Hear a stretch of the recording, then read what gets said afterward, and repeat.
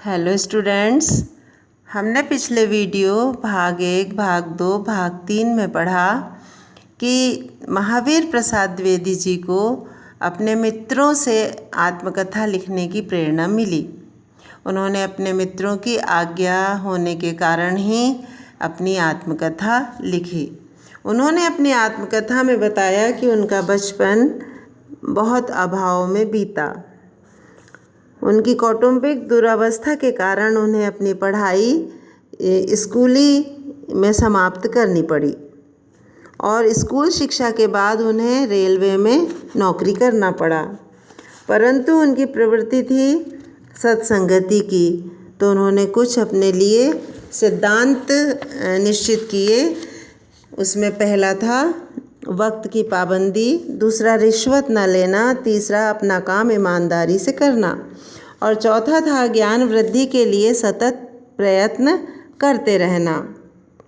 पहले 3 सिद्धांतों के अनुकूल तो उन्होंने का आचरण करना उनके लिए सहज था। चौथा कठिन था, परंतु फिर भी उन्होंने बार बार प्रयास किया तो उसमें उन्हें सफलता मिल गई। उनकी गुण ग्राहकता के कारण और उनकी ज्ञान लिप्सा के कारण उनके बॉस ने खुश होकर उनकी कई गुना तरक्की कर दी। पहले से उनकी स्थिति बहुत अच्छी हो गई। ठीक है, फिर आगे वो बताते हैं।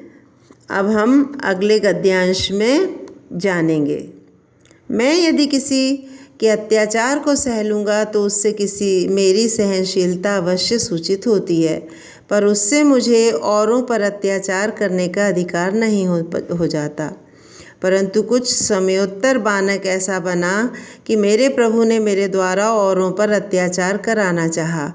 हुक्म हुआ कि इतने कर्मचारियों को लेकर रोज़ सुबह 8 बजे दफ्तर में आया करो। ठीक 10 बजे मेरे कागज़ मेरी मेज पर मुझे रखे मिले। मैंने कहा मैं 8 बजे आऊँगा, पर औरों को आने के लिए लाचार न करूँगा। उन्हें हुक्म देना हुजूर का काम है। बस बात बढ़ी और बिना किसी सोच विचार के मैंने इस्तीफ़ा दे दिया। बाद में उसे वापस लेने के लिए इशारे ही नहीं सिफारिशें तक की गईं, पर सब व्यर्थ हुआ। क्या इस्तीफ़ा वापस लेना चाहिए? यह पूछने पर मेरी पत्नी ने विषण्ण होकर कहा, क्या थूक कर भी कोई उसे चाटता है? मैं बोला, नहीं, ऐसा कभी न होगा, तुम धन्य हो। तब उसने 8 आने रोज तक की आमदनी से भी मुझे खिलाने पिलाने और गृह कार्य चलाने का दृढ़ संकल्प किया और मैंने सरस्वती की सेवा से हर महीने जो 20 रुपये उजरत और 3 रुपये डाक खर्च की आमदनी होती थी, उसी से संतुष्ट रहने का निश्चय किया। मैंने सोचा, किसी समय तो मुझे 15 रुपये ही मिलते थे, 23 रुपये तो उसके डेवड़े से भी अधिक हैं। इतनी आमदनी कुछ देहाती के लिए कम नहीं। महावीर प्रसाद द्विवेदी जी ने बताया कि नौकरी करने के बाद उनकी स्थिति बहुत अच्छी हो गई, परंतु कुछ दिनों बाद कुछ ऐसी घटना हुई कि उन्हें नौकरी छोड़ना पड़ा। तो उनकी जो पत्नी थी, उन्होंने कहा, उनका साथ दिया और उन्होंने फिर सरस्वती पत्रिका की सेवा की, जिसमें उन्हें 20 रुपये मिलने लगे और उन्होंने उसी से संतोष किया और कहा, मन में सोचा कि यह आमदनी कोई कम नहीं है। ठीक है, उसके बाद उन्होंने आत्मकथा में बताया कि मेरे पिता ईस्ट इंडिया कंपनी के एक पलटन में सैनिक या सिपाही थे। वे मामूली हिंदी पढ़े लिखे थे, बड़े भक्त थे। सिपाहियों के काम से छुट्टी पाने पर राम लक्ष्मण की पूजा किया करते थे। इसी से साथ ही सिपाहियों ने उनका नाम रखा था लक्ष्मण जी। गदर में पिता की पलटन बागी हो गई। जो बच निकले थे वे बच गए, बाकी जवान तोपों से उड़ा दिए गए। पलटन इस समय होशियारपुर पंजाब में थी। पिता ने भागकर अपना शरीर सतलुज की बेगवती धारा को अर्पण कर दिया। 1 या 2 दिन बेहोशी की हालत में सैकड़ों कोस दूर आगे की तरफ कहीं वे किनारे लग गए।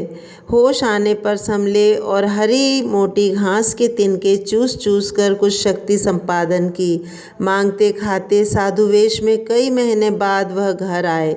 घर पर कुछ ही दिन रहकर इधर उधर भटकते हुए वे बम्बई पहुँचे। वहाँ वल्लभ संप्रदाय के एक गोस्वामी जी के यहाँ वे नौकर हो गए। उस गोस्वामी की मुलाजिमियत में रहे, फिर सदा के लिए उसे छोड़कर घर चले आए। द्विवेदी जी ने बताया कि उनके जो पिता थे वो ईस्ट इंडिया कंपनी की एक पलटन में सैनिक थे, सिपाही थे।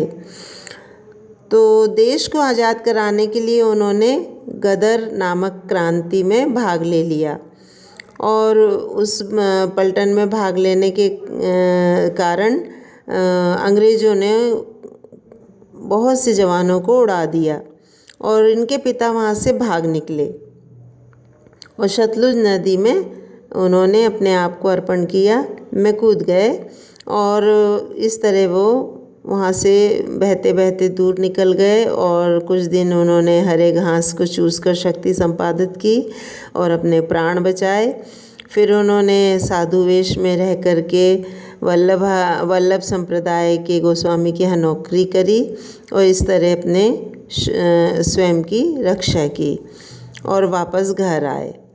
और फिर उसके पहले की वो बात बताते हैं कि मेरे पितामह अलबत्ता संस्कृतज्ञ थे, संस्कृत के विद्वान थे और अच्छे पंडित भी थे। बंगाल के छावनियों में स्थित पलटनों को वे पुराण सुनाया करते थे।